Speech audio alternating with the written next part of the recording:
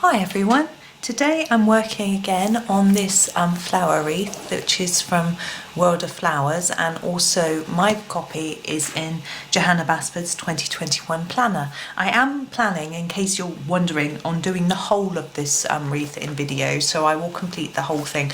And I've also just noticed earlier that these two buds here are for the fuchsia. That's the very first video and I missed those out, so we'll be going back to those when we do some flowers over that side. But today we're going to be doing this flower here. Now I've decided to do this as a Gerbera daisy. Obviously you could do it, it could be a chrysanthemum, it could be a dahlia, it could be just anything really, but that's how I've decided to do it. So I've been having a little look at pictures of those, and I'm going to do it in an orangey colour. Now we did an orange one here, and I think it will sort of balance it out if we have one here. I do like yellow Gerbera daisies, but because it's right next to yellow daffodil, I thought we might do it orange. We have got some orange here, but the other choice is really a pink, which we've got lots and lots of, and they don't seem to come, as far as I can tell, when I'm sort of flicking through my search engine, in blue. So I'm going to do it orange just to give it a little bit of realism. Obviously we don't have to make them look exactly real, and you could do yours in a completely different colour. But I'm going to use my Staedtler Ergosoft, as I have been for all of these, and going to start with 24 and just start colouring. And I'm going to use I find this quite difficult with this ring here. I'm actually going to turn it round and do it that way, so my hand isn't leaning on the ring, so I'm upside down, as you can see. It'll really confuse me when I'm editing that this is now upside down, but never mind. I'm just going to go for it. Now what I'm going to do is do a few shades of orange. So I'm going to do the darker shades towards the middle. This is what I tend to do normally with most flowers, and when I have had a look at the daisy pictures, the Gerbera pictures, they're sort of a bit like this. They do have quite a lot more shading in than I'm going to put into this picture, but I'm going to keep it simple. So here we go. I'm just going to work around all of the flowers using this same colour, all of the petals, sorry, using this same colour. So it's quite straightforward, nice and easy and relaxing and simple. Now I've got to think about this middle part as well. In the pictures that I'm looking at, this middle part, the little tiny petals are the same colour as the outside petals, and the very middle part is black actually. So we'll address that later. Often when I'm doing a picture with a lot of black in, I do the black a little bit later on in the picture. That's because colours can sometimes smudge. I find Ergosoft don't actually, I've never had the problem with them, but some brands do, and this means that there's a risk of you smudging that black across your page, and if you're using a blending pencil or something like that, that could be even more risky. Now these little petals that are behind, these are going to be a little bit more shady, so I'm going to do these dark like this. I'm going to leave some light for the tip, hopefully. I seem to not be doing that very successfully, but I'm thinking these petals here will be forming a shadow, so it'll be a bit darker. Now obviously shadow isn't always, I think that should be the leaf. I'm gonna rub that bit out. This is my lovely little rubber, which has been down here in the kitchen all day waiting for me to make more videos. This is Tombow mono. It's got a lovely little fine point, and I needed it earlier on upstairs when I was colouring a picture up there.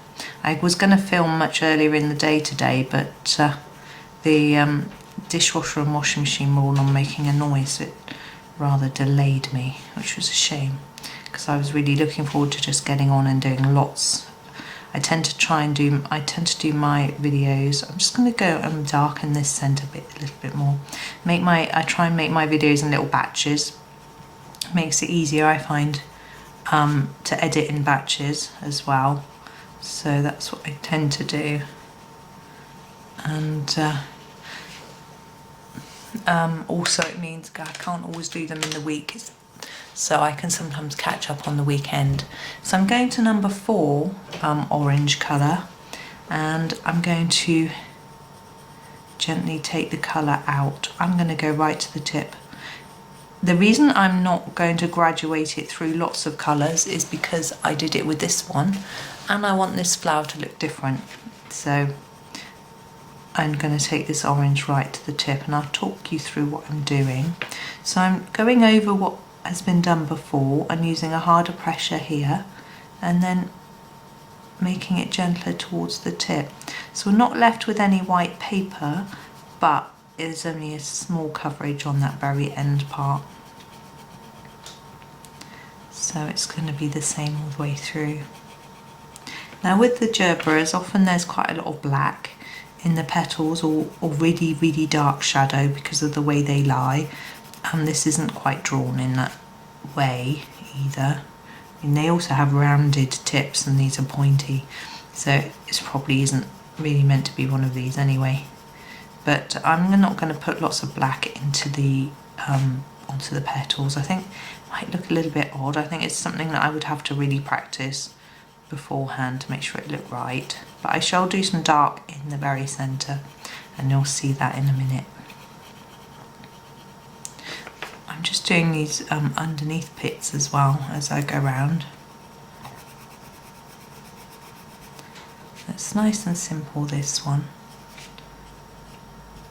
And that's probably a bit of leaf as well, but never mind, I've done that.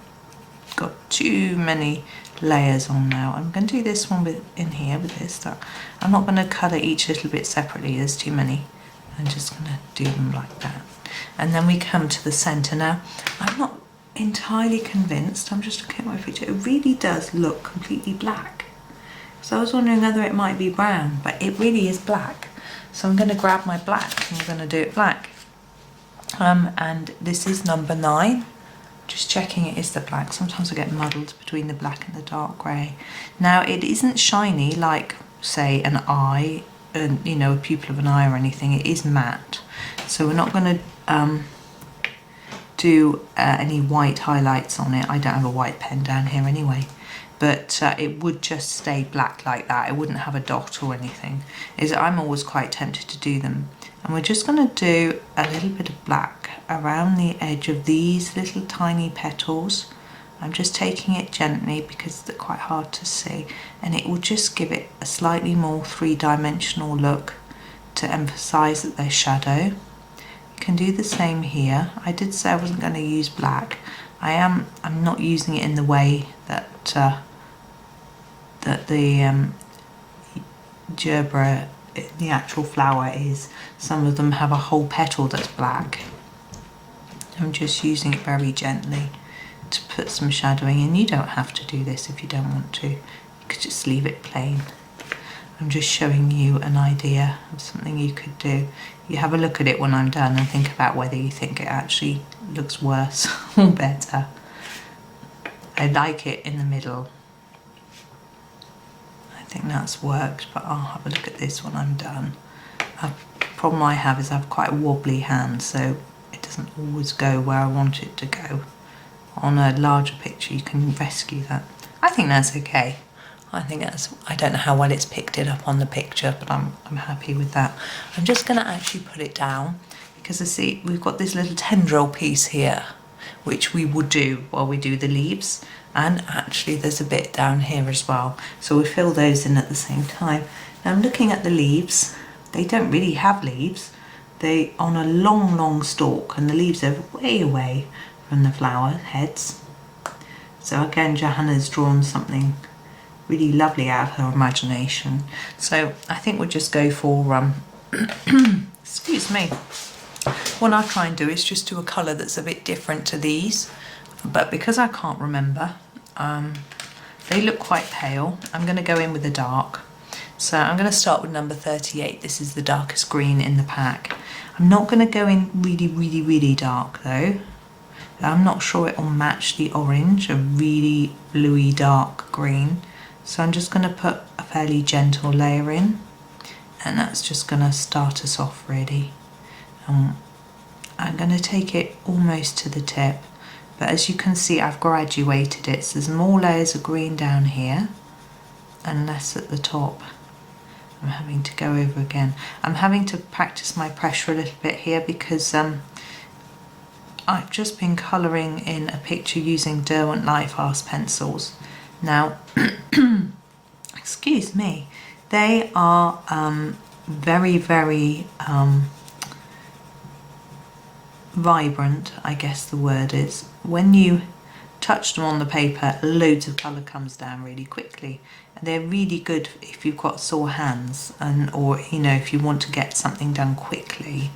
I find that you don't need so many layers as you do with these pencils or with something like polychromos. I'm still learning how to use them now. I've had them since May actually. I had them for my birthday. I was very lucky. And excuse me, I've got a frog today. We had them since May, but I haven't practiced them loads. The thing is, because they're so expensive, you sort of think, oh, I don't want to use them all the time. But then I have to remind myself that they're a waste of money if you don't use them and they're just sitting in the tray. That makes them even more expensive, essentially. So I was having fun with them today. The thing with this, I've got the, is it 72, I think, set? Anyway, it's 2 trays. It's quite a nice lot of pencils, but the colours are all quite dark. There's no, I'm going to try and lighten it up a little bit and mix it with number 50. There's no, I'm going to go all the way over the top with an even cut, sort of pressure across the whole thing.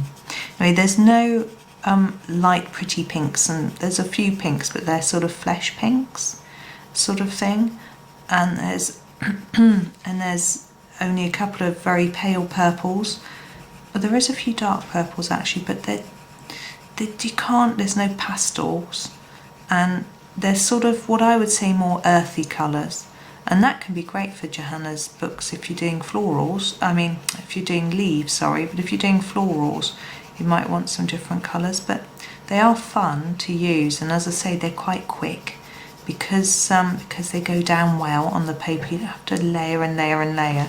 The only problem is if you want something light, then you have to be very careful. Oh, I like that now, toned in with that. There we go. I know there are some people that try all sorts of colour combinations with their pencils and they write down all the ones they like. I'm afraid I just wing it and I just have fun with it and see what happens. Right, now we've got these little tendrils, top and bottom. And I'm very tempted to use this pencil I've got in my hand and just do all of it, because we don't want it to be the same as any of these colours. I don't anyway. I think it look nice if it's different. So I'm just going to go way out the lines. I'm just going to colour it in just this colour only because it's such a little bit. You're going to want quite a sharp pencil for this, or if you've got a pale green fine liner, that might be even better. Although I haven't tried to see if they leak through on this paper. Probably don't. Johanna's usually very good at choosing good paper, but this planner is different paper to my books, so I don't know. But so you would need to try it out first. There's some pages in the back where you can try things out. Now I'm just looking and making sure that I've done everything there, and I have. So I think that's it. I'll turn it around the right way for you so you can see it up the right way. It doesn't really make that much difference, does it? But there it is. So there we go. There's that one. So thank you for watching. I hope you enjoyed that one, and happy colouring.